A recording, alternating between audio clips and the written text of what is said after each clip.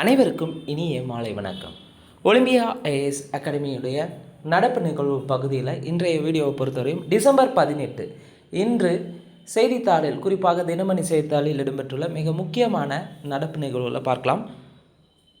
பிரதமர் மோடிக்கு எத்தியோப்பியாவின் உயரிய விருது வழங்கப்பட்டுள்ளது.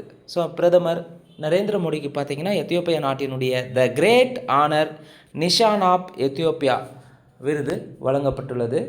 இதை யார் வழங்கியிருப்பாங்கன்னா எத்தியோப்பியாவுடைய பிரதமரான அபி அகமது அலி தான் வழங்கியிருக்காங்க. ஸோ இந்த விருதை பெறும் முதல் வெளிநாட்டு தலைவர் என்ற பெருமையை நரேந்திர மோடி அவர்கள் பெற்றுள்ளார். ஸோ மொத்தமாக பார்த்திங்கன்னா நரேந்திர மோடிக்கு அவர்களுக்கு இதுவரை பார்த்திங்கன்னா 27 சர்வதேச விருதுகள் கிடைத்துள்ளன. தற்போது 28வது சர்வதேச விருதாகும். அதே போல் எத்தியோப்பிய நாடாளுமன்றத்தின் கூட்டு அமர்வில் பிரதமர் நரேந்திர மோடி உரையாற்றியிருப்பார். வெளிநாட்டு நாடாளுமன்றங்களில் பிரதமர் மோடி உரையாற்றியது இது 18வது முறையாகும். ஸோ மிக முக்கியமான ஒரு நடப்பு நிகழ்வு கூட. ஸோ எத்தியோப்பியா நாட்டின் மிக உயரிய விருதான the great honour Nishan of Ethiopia என்ற விருதை பெற்றவர் யாருன்னு பார்த்தீங்கன்னா இந்திய பிரதமர் நரேந்திர மோடி. இந்த விருதை வழங்கியவர் எத்தியோப்பியாவின் பிரதமரான அபி அகமது அலி. ஸோ ஒரு எத்தியோப்பியாவினுடைய இந்த விருதை பெறும் முதல் வெளிநாட்டு தலைவர் என்ற பெருமை பார்த்திங்கன்னா நம்முடைய இந்திய பிரதமருக்கு கிடைத்துள்ளது. அதே போல் இது இவருக்கு 28வது சர்வதேச உயரிய விருது ஆகும். வெளிநாட்டு நாடாளுமன்றங்களை இதுவரை சுற்றுப்பயணம் மேற்கொண்டதில் பார்த்திங்கன்னா வெளிநாட்டு நாடாளுமன்றத்தில் 18வது முறையாக உரையாற்றியிருக்காரு எத்தியோப்பியாவில். கடைசியாக எத்தியோப்பியா தமிழ்நாட்டின் உள்நாட்டு ஒட்டுமொத்த உற்பத்தி. ஸோ இது பார்த்திங்கன்னா வெரி வெரி இம்பார்ட்டன்ட். நிச்சயமாக அப்கமிங்காக வரக்கூடிய group 1, group 2 2A, group 2 2A மெயின்ஸாக இருந்தாலும் சரி, நிச்சயமாக இந்த கேள்வி தமிழ்நாடு எக்கனாமிக் ரிலேட்டடான கரண்ட் அஃபேர்ஸ் ரிலேட்டடான ஒரு கேள்வி தான் நிச்சயமாக எதிர்பார்க்கலாம். என்னென்னா ரிசர்வ் பேங்க் பார்த்திங்கன்னா சமீபத்தில் ஒரு ரிசர்ச்சை வெளியிட்டிருப்பாங்க ஆய்வறிக்கையில். அந்த ஆய்வறிக்கையை பொறுத்தவரை 2024-25க்கான உள்நாட்டு ஒட்டுமொத்த உற்பத்தியில் பார்த்திங்கன்னா தமிழ்நாடு 16% பெற்றுள்ளது அப்படின்னு சொல்லியிருப்பாங்க. அதுதான் ரொம்ப ரொம்ப முக்கியமானது. இந்தியாவினுடைய ஒட்டுமொத்த உள்நாட்டு உற்பத்தியில் தமிழ்நாடு முதலிடத்தை பிடிச்சிருக்கும் 16% பங்களிப்போட. ஏன்னா ஏற்கனவே இந்த தமிழ்நாடு 2030க்குள்ளே $1 trillion பொருளாதாரத்தை எட்டும் இலக்கோடு செயல்பட்டு வருகிறது. அதன் அடிப்படையில் இந்த 16% வளர்ச்சி என்பது மிக முக்கிய ஒரு மைல்கல்லாக பார்க்கப்படுகிறது. 2023-24 நிதியாண்டில் 26.8 லட்சம் கோடியாக இருந்த உள்நாட்டு ஒட்டுமொத்த உற்பத்தி 2024-25 31.19 லட்சம் கோடியாக உயர்ந்து 16% வளர்ச்சியை எட்டியுள்ளது.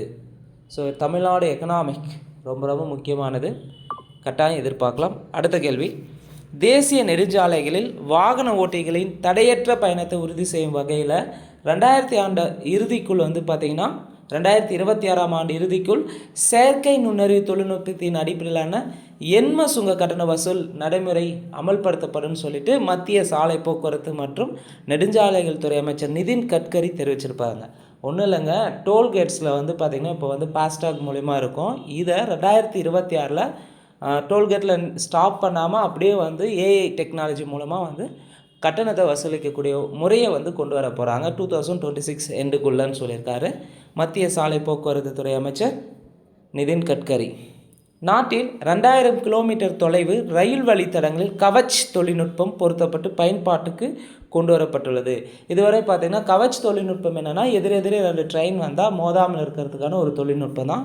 அந்த தொழில்நுட்பத்தை கிட்டத்தட்ட ஒரு 2000 கிலோமீட்டர் வரை செயல்படுத்தியிருக்காங்க. அப்படின்னு சொன்னது யாருன்னா நாடாளுமன்றத்தில் சொல்லியிருப்பார் மத்திய ரயில்வே அமைச்சர் அஸ்வினி வைஷ்ணவ் சொல்லியிருப்பார். கவச் தொழில்நுட்பம் ஃபஸ்ட்டு சோதனை அடிப்படையில் எப்போ சோதிச்சாங்கன்னா 2016 பிப்ரவரியில் தான் பயணிகள் ரயிலில் சோதிச்சிருப்பாங்க. அதற்கடுத்து தான் 2020 ஜூலையில் தேசிய தானியங்கி ரயில் பாதுகாப்பு அமைப்பாக கவச் தொழில்நுட்பம் முழு பயன்பாட்டுக்கு வந்தது.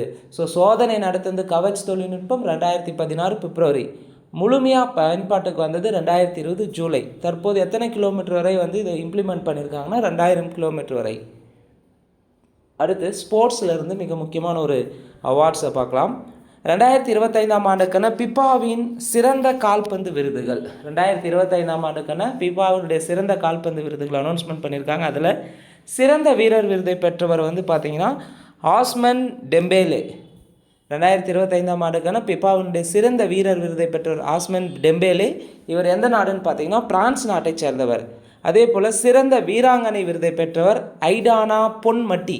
2025ஆம் ஆண்டுக்கான பிபாவினுடைய சிறந்த வீராங்கனை விருதை பெற்றவர் ஐடானா பொன்மட்டி.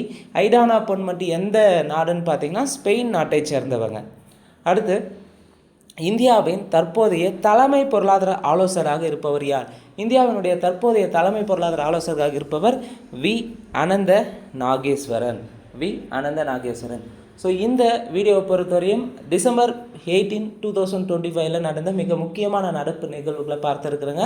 இந்த வீடியோ உங்களுக்கு பிடிச்சிருந்தால் லைக் பண்ணுங்கள், கமெண்ட் பண்ணுங்கள்.